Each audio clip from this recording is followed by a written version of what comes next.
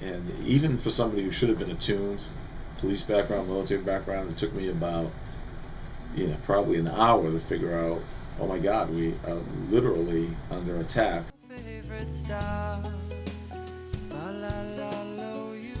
I said, yeah, we can't hear you now, as he was talking on the board. He said, and the people responsible for this need to hear me now too. We will find you and hunt you down. So, my initial impressions of President Bush early on in the conflict were, yeah, that's the guy we need to lead us through this.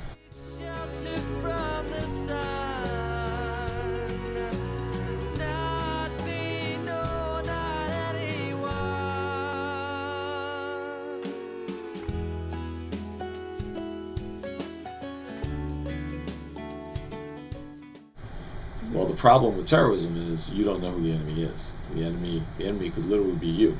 You're not a terrorist, are you? Yeah. Okay, just checking.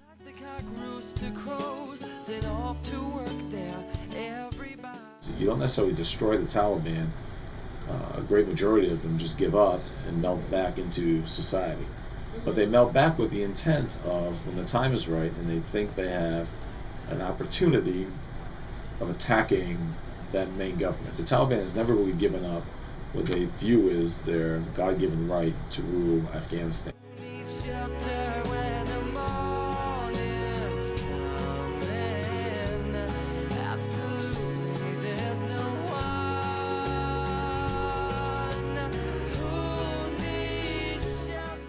And the object of counterinsurgency is that you can't kill your way out of a counterinsurgency. It's not to kill the Taliban. It's to buy enough time and space for the common Afghan person by way of providing security for them so that the government can take hold and they have faith in the government, and then eventually to extend that confidence into the Taliban so that the Taliban realizes, you know what, we're better off joining the government than fighting the government.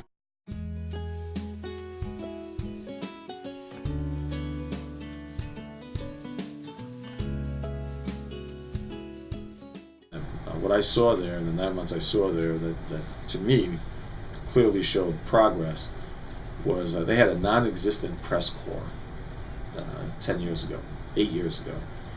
Free press was unheard of there. You did not run a newspaper and speak ill of the Taliban or you would die the next day. So I noted in the short 9 months I was there, the Afghans had an incredible thirst for free press.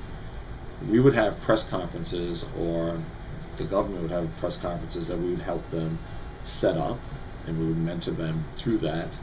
And literally, you could announce the opening of a letter, and 80 members of the press would show up.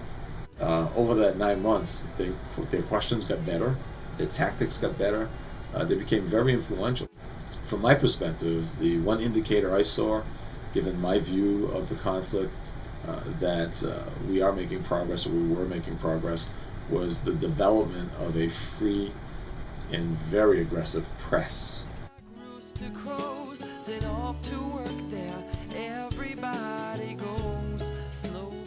When we speak about defending freedom, it's freedom of speech, which the Taliban and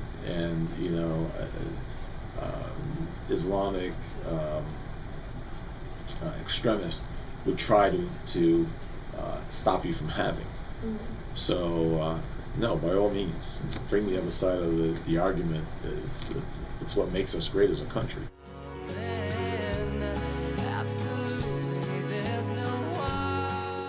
I was in Kabul for the most part, which is a city. I also spent time in Helmand, which is very rural. That's a whole different level of Taliban there. A whole different level of Afghan there. It's very, they're very agrarian. They're very tied to the land, and they'll just all they want to do is have enough to feed their family, give their kids a chance to live for another generation. And if the Taliban gives them that, they'll take it. If the government gives them that, they'll take it. That legitimately got Tucker Red Sox to send me like a case of hats, whatever it was, 25 of them. And one of my last days there, I actually stopped with these guys, and they all had Tucker Red Sox hats. We had a bunch of video of them screaming like nuts. Pawtucket Red Sox, Pawtucket Red Sox. It was phenomenal. One of my enduring one of my enduring memories there is not just that particularly, but any interaction with the children there, because it's one of the ways you maintain your humanity, and you realize this isn't any different than the country I live in. Children are children anywhere in the world, and if we can do anything here, we can help provide them with an atmosphere that they can grow into something better than what they've got now.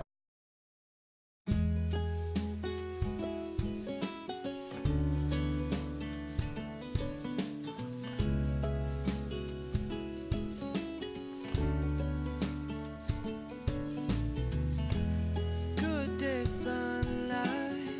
I'd like to say how truly bright you are. You don't know me, but I know you see. You're my favorite.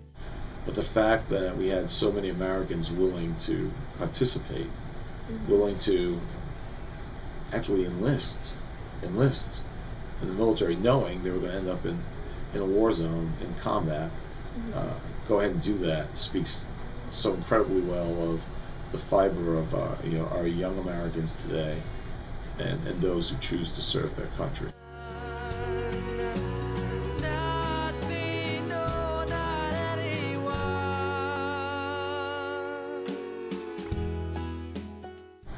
Great Americans should be patriotic.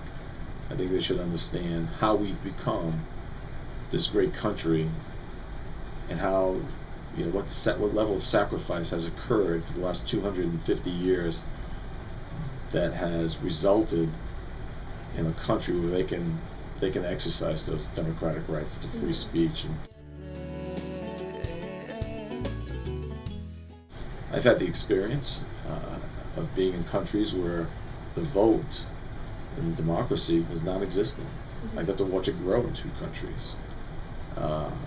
That really makes you appreciate America and this great experiment called democracy that we have been so successful as here when you come back.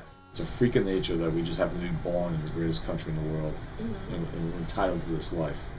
And that sticks with me on a day-to-day basis. I get a little down about whatever here, bad traffic. I think to myself, could be worse. I could be walking my children to a cemetery.